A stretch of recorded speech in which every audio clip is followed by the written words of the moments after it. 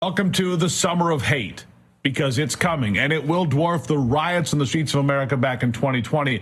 That was just a test run compared to what is coming. And it begins by creating clear lines of division. And this time, they claim it's because of the ongoing war in Gaza. That, of course, is a red herring, but it's what they are using to ramp up the anger and soon the violence in the streets of this country. The rise of hatred against Jews across America is shocking, to say the least. And it's something that most of us never thought we would see, not in our lifetimes.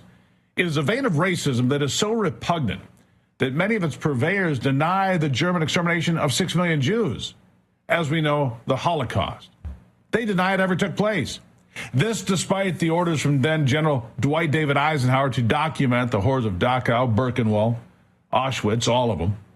He forced German citizens to walk past the mass graves of emaciated bodies piled like so much cordwood.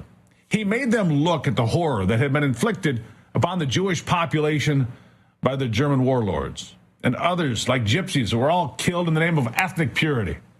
Eisenhower demanded these things happen so that the genocide and the atrocities would never be forgotten. He ordered journalists and photographers into the camps to write all about it and document all of it completely for the world so that the world would never forget. But the world has forgotten. And now, once again, Jewish people are in fear for their lives and their safety, but this is not happening in some far-off land.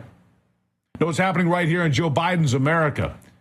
And he cannot even condemn what is happening. It's truly sad. Instead of pointing out how misguided the mobs are and how dangerous they are on the campus of Columbia, Yale, NYU, Michigan, now Harvard, Biden gives a half-hearted condemnation of the turbulent mobs and in the same breath condemns what Israel is doing to destroy Hamas in the Gaza Strip.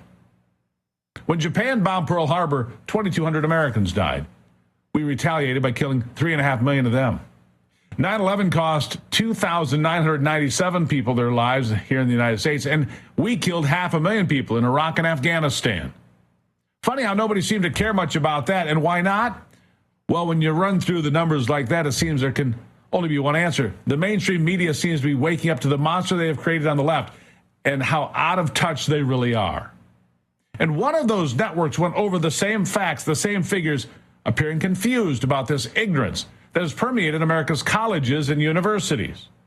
On MSNBC, they're advertising just how awful the protests are on these college campuses now. And that is about hating Jews. Period. Listen to what they say. 2,200 American servicemen killed at Pearl Harbor. We go on to kill 3.5 million Japanese, including 100,000 in one night. 2,800 Americans in 9/11. We go on to kill 400,000 people in Afghanistan and Iraq.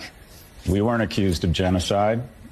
You had, if Mexico had elected a jihadist cartel to run their country, and then they incurred into Texas, and on a per capita basis killed 35,000 people, or the population of the University of Texas, and on the way back took the freshman class at SMU hostage and hid them under tunnels, what would we do? It'd be the great Sonora radioactive parking lot. But Jews are not allowed, and Israel is not allowed to prosecute a war. And they are prosecuting a war more humanely than we have done. The ratio of combatants to civilians is, of civilian death to combatant mortality is lower than it was in Mosul, lower than it was in Japan, lower than it was in Germany. So there's just a different standard for Jews in Israel when it comes to prosecuting a war. That's so true. And that is just the beginning of the backlash, because many Jews in America that once thought they were at home with the Democrat Party and progressive politics are learning the brutal truth. They are no longer welcome. And I doubt they ever really were. They were just politically convenient and easy to keep around. Not anymore. Because now the Democrats and the left are pledging their allegiance to the people supporting Hamas, Hezbollah, and other terrorist organizations, leaving some lifelong Democrats and Jews with ice in their veins. Among those, Alan Dershowitz, a lifelong Jewish member of the Democrat Party, says he is no longer loyal to that party. How could he be? Listen. From President Biden, he made a very disappointing statement. In the same breath, he talked about the demonstrators in passing, and he said, but you have to understand the Palestinian situation. No, you don't have to understand the Palestinian situation. when people are calling for rape and murder and beheading. No, the Democrats are an extraordinary disappointment, and I'm coming very, very close to that red line.